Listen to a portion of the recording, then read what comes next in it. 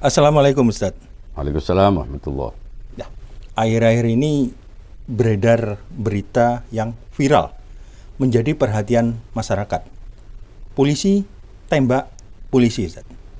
Hanya saja saking viralnya spekulasi dari netizen dan masyarakat menjadi liar, Ustadz. Kemana-mana. Sampai yang tidak berhubungan dengan penyidikan yang dilakukan polisi diduga-duga juga oleh masyarakat, dihubung-hubungkan dengan yang lain, jadi melebar kemana-mana. Nah, apakah ini normal, Ustaz? Apakah memang harus seperti itu? Bagaimana tanggapan Antum? Bismillahirrahmanirrahim. Memang mungkin dalam sebulan ini ya, hampir semua netizen membicarakan. Banyak pihak, entah dengan tendensi apapun, netizen, para pengamat, pejabat, dan seterusnya membicarakan itu. Tapi yang awalnya adalah sebuah kejadian penembakan malah berkembang jauh dengan kalimat-kalimat yang mengundang penasaran, seperti misalnya dewasa, 18 tahun ke atas, dan seterusnya, dan seterusnya. Sampai akhirnya malah menyebut ada hubungan sejenis. Wah, ini makin jauh. Sebelumnya kan kita juga dengar ada hubungannya dengan judi, dengan mafia,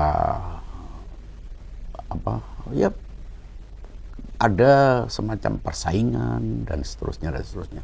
Nah, ini semuanya memang perlu disikapi agar tidak melebar kemana-mana. Kalau kita salah dalam menyikapi atau kita terbawa oleh spekulasi-spekulasi yang dimunculkan oleh banyak media. Tentunya sebagian media juga memainkan ini, mendramatisir ya demi kepentingan-kepentingan tertentu. Entah kepentingan viewer, monetizing, atau kepentingan politik, kita tidak tahu. Tapi saya kira kita perlu bersikap adil, kita perlu bersikap proporsional. Kemudian bagaimana dengan alasan ini untuk mengawal kasus, agar kasus sesungguhnya itu muncul, Ustaz? Karena banyak dugaan ini adalah bukan perkara yang seperti disebutkan oleh aparat.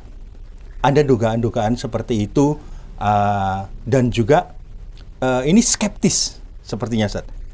Gimana itu? Iya, memang ada presumpsi, ada dugaan-dugaan awal, kecurigaan-kecurigaan awal kepada institusi kepolisian, bukan kepada orang per orang. Jadi ada, itu cukup berkembang. Mungkin juga karena pengalaman ya. Setiap orang punya pengalamannya berhubungan dengan kepolisian, baik dari aspek penegakan hukum maupun yang lainnya. Sehingga apapun yang disampaikan polisi dianggap itu tidak jujur.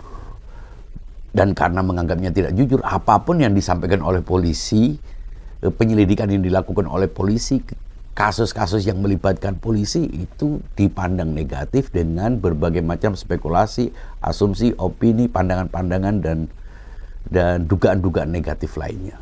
Tapi menurut saya ini kan institusi kepolisian, bagaimanapun juga dia adalah bagian dari negara. Artinya itu milik kita, bangsa Indonesia. Dan saya kira meskipun kita masing-masing punya pengalaman negatif berhubungan dengan polisi, saat ditilang atau apapun lah, kalau kita merasa punya masalah, sebagian malah menganggap kalau kita punya masalah hukum kemudian melapor ke polisi justru kita dirugikan. Ada sampai pernah menjadi trending topic itu, kritikan terhadap polisi. Artinya terus-menerus itu terjadi. Tapi begini, seperti saya katakan tadi, karena itu adalah sebuah institusi negara, ya kita juga harus melihatnya tanpa jarak gitu. Jangan kita berjarak dari itu. Bagaimanapun juga itu bagian dari negara ini, bagian dari kita bangsa Indonesia.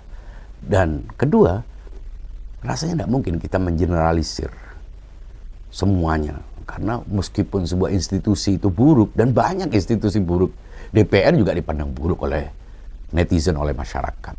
Institusi-institusi pemerintahan juga tidak lepas dari koruptor, tidak lepas dari orang-orang yang bermain untuk kepentingan kelompok, kepentingan memperkaya diri sendiri, dan seterusnya, dan seterusnya.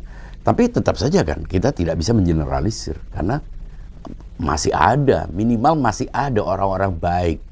Dan ketiga, orang yang memang terbukti bersalah, apalagi mengaku, Jangan kemudian kita generalisir semua kesalahan itu adalah dia, seolah-olah dia tidak ada baiknya. Ini juga kita harus bersikap adil. Betapapun seorang itu adalah penjahat, ada sisi positif yang harus kita akui dalam hal-hal yang tidak berhubungan dengan kejahatannya. Dan itu yang harusnya kita lakukan. Karena apa? Ya, kita harus memposisikan diri kita. Kita juga tidak menafikan diri kita, membersihkan diri kita. Meskipun kita tidak berada dalam institusi yang berhubungan dengan kebijakan negara dan seterusnya, tapi kita kan juga melakukan kesalahan. Nah, kita sendiri memaafkan diri kita atas hal-hal yang memang kita melakukan kesalahan. Tapi kita juga tidak mau divonis oleh orang bahwa kita semuanya adalah buruk, semua yang kita lakukan adalah jahat dan seterusnya dan seterusnya. Nah, demikian juga orang-orang yang disebutkan dalam kasus ini. Meskipun buruk, meskipun melakukan kejahatan, tapi apakah kemudian semuanya yang dilakukan adalah keburukan? Sehingga kita beber, kita cari-cari masalahnya yang tidak berkaitan dengan peristiwa yang terjadi. Keempat, kan masih berproses. Kan masih ada penyelidikan, ada pengungkapan bukti-bukti yang sebetulnya itu menunjukkan bahwa segala sesuatunya masih belum jelas. Nah, yang berkembang justru seolah-olah itu vonis. Media seolah-olah menjadi ruang pengadilan yang akhirnya justru mempengaruhi mindset dan pikiran serta emosi mereka yang akan menegakkan hukum. Karena sudah masyarakat mengharapkan ini adalah sebuah kejahatan, padahal ditemukan bukti-bukti yang menegasi itu, boleh jadi akhirnya terpaksa mengorbankan. Ini jangan sampai terjadi. Kita boleh berspekulasi, tapi harus berimbang, proporsional, dan adil meskipun terhadap penjahat. Karena kita juga bisa melakukan hal yang sama. Artinya apa yang terjadi saat ini itu sudah tidak berimbang, Ustaz. Sudah melakukan vonis dan belum menerapkan praduga tidak bersalah. Ya, kayaknya kalau untuk kasus ini siapapun yang berhubungan dengan itu dianggap salah, tidak jujur. Jadi ada ungkapan baru lagi, bukti baru. Polisi misalnya berusaha karena tekanan dari presiden, karena tekanan dari banyak pihak, ketika mengungkapkan ternyata mindsetnya itu adalah mindset politik atau punya kecurigaan, ya apapun yang akan diungkapkannya tidak akan dipercaya. Persis sebagaimana sekelompok orang yang dianggap karena dia sudah dianggap sesat, ya apapun yang disampaikannya, apapun yang logis tidak akan diterima. Mengapa? Karena sudah stereotip, karena sudah pikiran awalnya bahwa ini sesat. Jadi sebagus apapun itu dianggap bohong, dianggap takiyah, dianggap berdusta. Artinya saat kita mengkonfirmasi ya bahwa kami ini jahat, ini pandangan-pandangan kita yang justru tidak sebagaimana kita yakini, justru itu dianggap jujur. Akan sulit kalau begitu. Ya akhirnya upaya untuk mengawal perbaikan, reformasi tidak akan pernah terjadi. Karena apa? Kita tidak akan punya batasan bahwa itu sudah baik. Dari situ kita perlu tahu bahwa perbaikan ini tidak bisa dalam sekejap. Karena ini berhubungan dengan manusia-manusia, dengan proses yang lama. Ya, kalau kita tidak percaya sama sekali, lalu bagaimana negara ini ditegakkan? Setidaknya kan ada produk-produk penegakan hukum yang kita harus akui. Seperti Densus 988, itu kan kepolisian menegakkan, menertibkan, bahkan melakukan deradikalisasi, mengantisipasi ancaman-ancaman terhadap negara. Saya kira itu juga patut untuk diapresiasi. Terlepas karena kita tidak punya kepentingan. Iya, Ustaz. Ustaz tadi menyebutkan ini masih proses. Artinya apapun bisa terjadi. Dan spekulasi dari masyarakat, netizen, itu adalah bagian dari proses. Yakin. Artinya nggak ada masalah dong berarti. Mestinya tidak ada masalah. Tapi yang justru menjadi masalah itu ketika liar. Tidak ada koridor, tidak ada batasan, tidak ada empati sedikit pun. Seperti saya katakan, kita boleh menduga ini demikian-demikian dengan indikator-indikator. Tapi kalau tidak ada indikator sama sekali, tidak ada hubungannya, bahkan terlalu jauh, itu saya kira kita perlu mengakui bahwa orang ini ada baiknya. Siapapun dia. Saya tidak tertuju kepada satu kasus ini, bahkan siapapun. Ketika kita menganggapnya berbuat jahat, pasti dia punya sisi baiknya. Mungkin ada sesuatu yang perlu kita gali di balik kejadian ini yang tidak melulu negatif. Oke, Ustaz. Spekulasi liar. Apa sebenarnya yang menyebabkan ini terjadi? Mengapa kasus ini menjadi liar spekulasinya? Bukannya banyak kasus yang lain juga, Ustaz, tapi tidak seperti ini. Ya karena distrust tadi, hilangnya kepercayaan kepada institusi kepolisian. Dan ini positif, koreksi terhadap kepolisian. Tapi harus ada limitnya dong. Kalau enggak, berusaha untuk memperbaiki, ada tekanan dari presiden tapi tetap dianggap dusta, sama juga tidak akan berguna. Jadi spekulasi tetap boleh, anggapan-anggapan karena terbukti ada kebohongan dan itu sudah diungkap. Saya kira mengungkapnya sebagai sebuah kebohongan di awal kemudian dicabut SP3 itu juga sesuatu yang perlu diapresiasi. Apakah itu juga dusta? Nah, kalau SP3-nya juga dusta, ininya dusta, lalu mana yang baik, yang benar? Kita tidak akan bisa menemukannya. Jadi buat apa mengawal? Toh kita tidak akan pernah tahu. Makanya suka atau tidak suka ya harus diserahkan kepada pengadilan. Bahwa hasil pengadilan tidak sesuai dengan keinginan kita sering kali terjadi itu. Tapi itu yang bisa dilakukan dalam konteks demokrasi. Karena kita berhubungan dengan alat bukti, bukan sesuatu yang mungkin terjadi tapi tidak ada alat buktinya. Baik, Ustaz.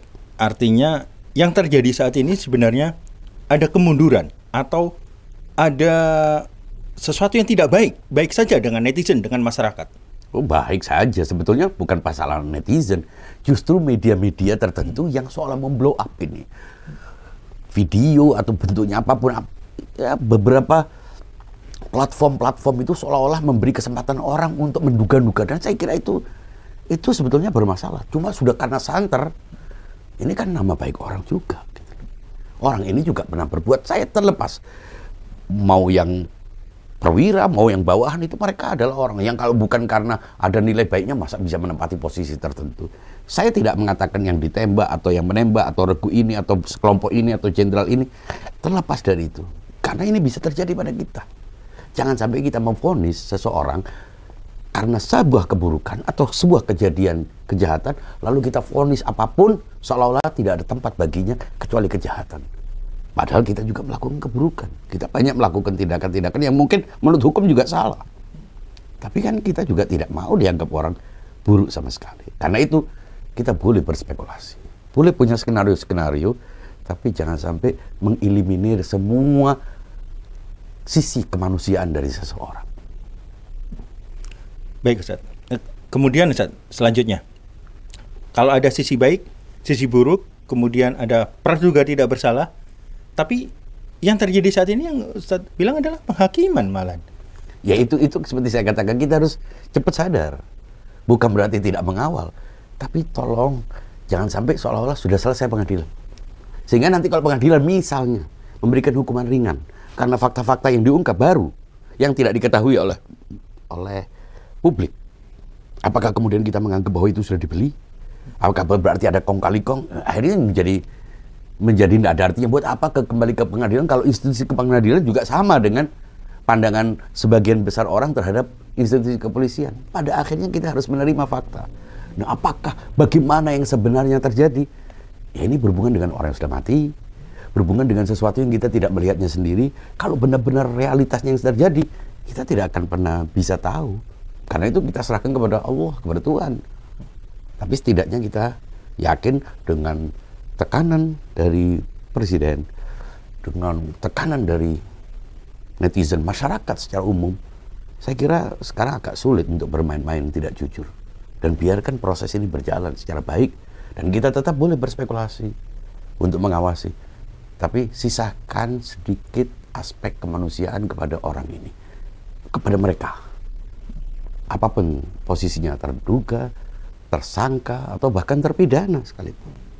Boleh jadi seseorang dalam situasi tertentu melihat istrinya berselingkuh. Dan dia karena moral kehormatannya melakukan tindakan, mungkin. Saat dia melakukan tindakan, dia sudah tidak lagi memikirkan posisi, jabatan, dan kerugian-kerugian lainnya.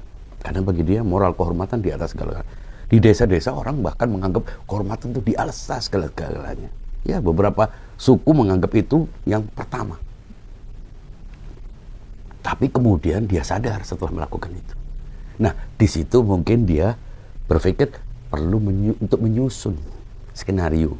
Seolah-olah terjadi pelecehan seksual misalnya. Demi menjaga kehormatan istrinya dengan kehormatan anak-anaknya. Sehingga anak istrinya dijadikan sebagai seolah-olah korban pelecehan setelah dia mengakui kesalahannya. Yang terlihat seperti selingkuhan belum tentu juga pelaku perselingkuhan. Boleh jadi dia juga korban. Dengan berbagai macam cara. Kadang ditindas, kadang diperas, kadang dipengaruhi, Dan banyak faktor yang seolah-olah terlihat sebagai sebuah perselingkuhan. Padahal itu adalah pemerasan, pelecehan. Iya, Ustaz. Ini juga banyak yang jadi pertanyaan dari netizen, Ustaz. Kalau memang seperti itu, setelah dibunuh, kenapa nggak TKP-nya dipindahin aja biar nggak ketahuan, Ustaz? Kenapa kok masih tetap di situ? Begini, dia merasa perlu untuk melindungi istrinya apapun adanya. Dan skenario ini dibuat dalam situasi yang panik.